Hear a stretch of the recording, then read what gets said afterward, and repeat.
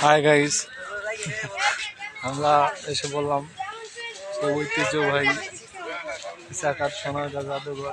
আর এদিকে আপনারা দেখতে পাচ্ছেন এটা হলো সেই সর্দার বাড়ি। আর এদিকে আমাদের মতো অনেক দর্শনার্থী আছে। আজকে যেহেতু শুক্রবার, সপ্তাহের দিন, এই জন্য দেখা যাচ্ছে দর্শনার্থীর সংখ্যা আরো অনেক বেশি। এদিকে দেখতে পাচ্ছেন সেই বঙ্গবন্ধুর ৭ই মার্চে সেই ভাষণের ভাস্কর্য। আর ওদিকে দেখা যাচ্ছে সেই শিল্পাচার্য জয়নাল আবেদিন এর স্মৃতি বিজড়িত সেই জাদুঘর। তো সুপ্রিয় দর্শনার্থী, এখন আমরা ইসে প্রবেশ করবো। আর এই যে একটা সুন্দর একটা গাছ দেখে খুব ভালো লাগলো। আর আমাদের সাথে আমরা দুইজন আছি, আমাদের মতো আরো অনেক দর্শনার্থী আছে।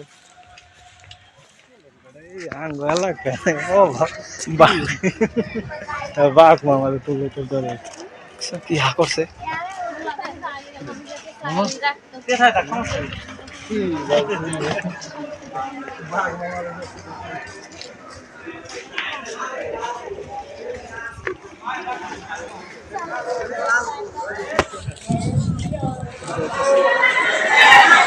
হাই গাইস, আমরা প্রবেশ করলাম শিল্পাচার্য জয়নাল আবেদিন কক্ষে।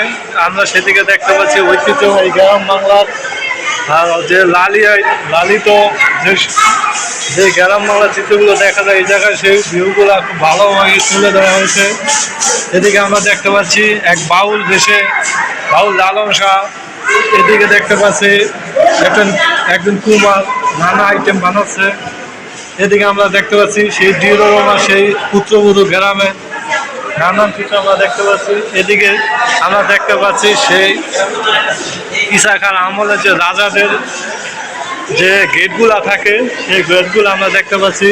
এদিকে আমরা দেখতে পাচ্ছি সেই রথের সেই ঘোড়া, যেই ঘোড়া মানে স্বপ্নের মাধ্যমে এক জায়গা থেকে অন্য জায়গায় উড়ে নিত। এটা আদিম মানুষের বিশ্বাস ছিল। সেই রথের ঘোড়া আমরা দেখতে পাচ্ছি। এদিকে আমরা দেখতে পাচ্ছি সেই আগেরকার সময়ের মানুষের বাসন কুসন। এদিকে আমরা এটা কি করি,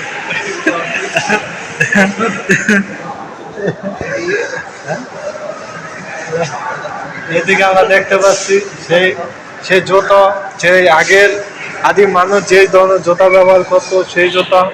এদিকে দেখতে পাচ্ছি সেই জাতি যেটা দিয়ে মূলত মশলা পিষানো হতো, সেটা আমরা দেখতে পাচ্ছি। খুব ভালো ভালো আইটেম।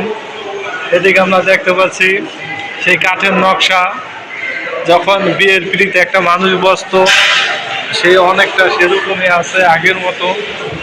এদিকে আমরা দেখতে পাচ্ছি যে এক ভদ্রলোক, সে ভদ্রলোক কি করছে আমি ঠিক বুঝি না। নামাজই পড়ছে নাকি কাঁচা দিয়ে নামাজ হয় না, আমি জানি না কি করছে সে। এদিকে আমরা দেখতে পাচ্ছি ওই যে কি একটা মকর নামে একটা কোরআনি ছিল কোনো সময়। এদিকে আমরা দেখি কাঠে খোদাই করা একটা ভূত। এদিকে আমরা দেখতে পাচ্ছি সেই শিল্পাচার্য জয়নাল আবেদিনের স্মৃতি বিজড়িত যে স্থানগুলো, সেগুলো আমরা দেখতে পাচ্ছি। এই ছবিগুলো আঁকা হয়েছিল, তিনি আঁকছিলেন কোনো একটা সময় সেই ছবিগুলো। এই জায়গায় আমাদের সাথে আছে আমাদের সহপাঠী শহীদ মোল্লা।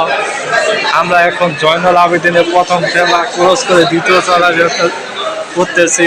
এরকম আমরা দেখলাম সেই নকশি কাঁথা, সেই ফরিদপুরের তাম্বুখানা গ্রামে জন্ম নেওয়া জসিমউদ্দিনের স্মৃতি বিজড়িত সেই কাঁথাগুলো এখনো আমরা দেখতে পাচ্ছি।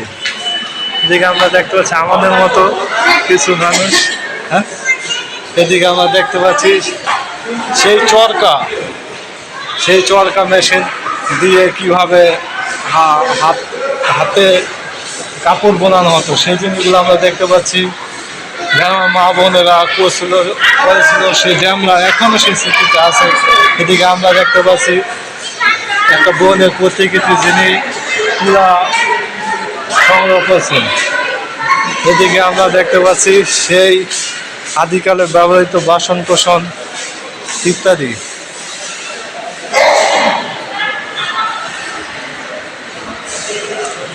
এদিকে আমরা দেখতে পাচ্ছি সেই হিন্দুদের পুরাণে অনুষ্ঠিত পূজার সামগ্রী, যেগুলা মা মনসা নামে একটা দেবী ছিল, সেই অনুসারে বানানো হয়েছে। এদিকে আমরা দেখতে পাচ্ছি সেই গ্রাম বাংলার পুত্রবধূ কলসি কাকে নিয়ে যে পানি তুলতে যেত নদীতে, সেটা এখন আমরা দেখতে পাচ্ছি।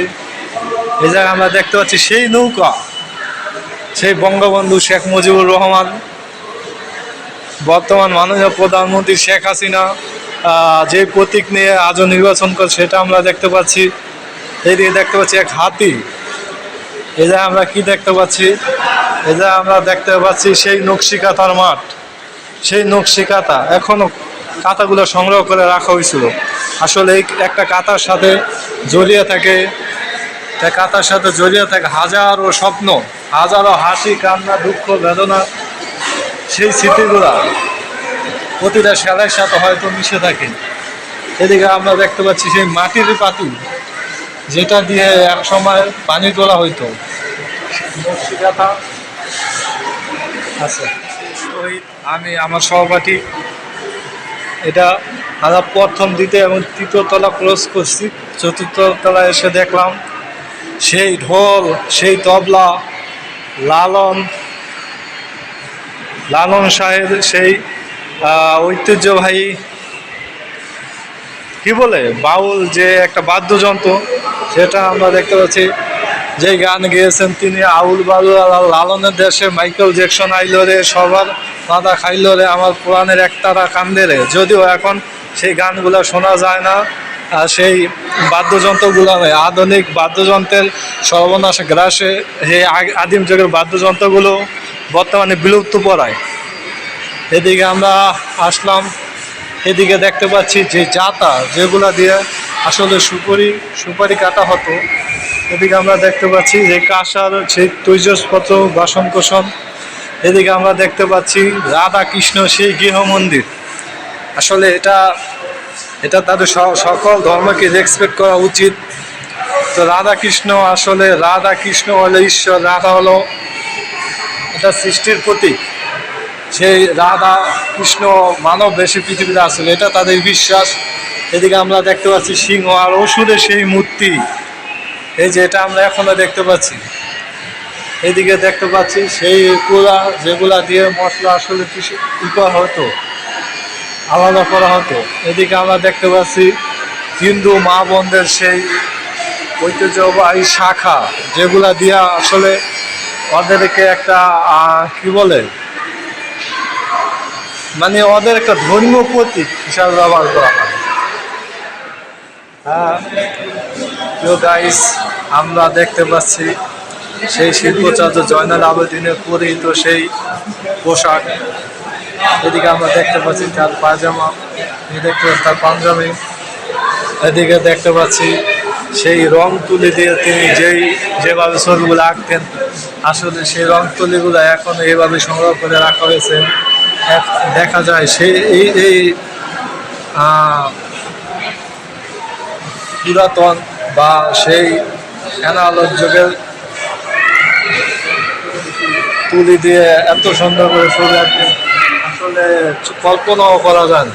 তিনি এত বড় মাপের একজন আর্টিস্ট ছিলেন। আমরা যদি এদিকে না আসতাম হয়তো বুঝতেই পারতাম না, তিনি এত বড় মাপের একজন আর্টিস্ট ছিলেন।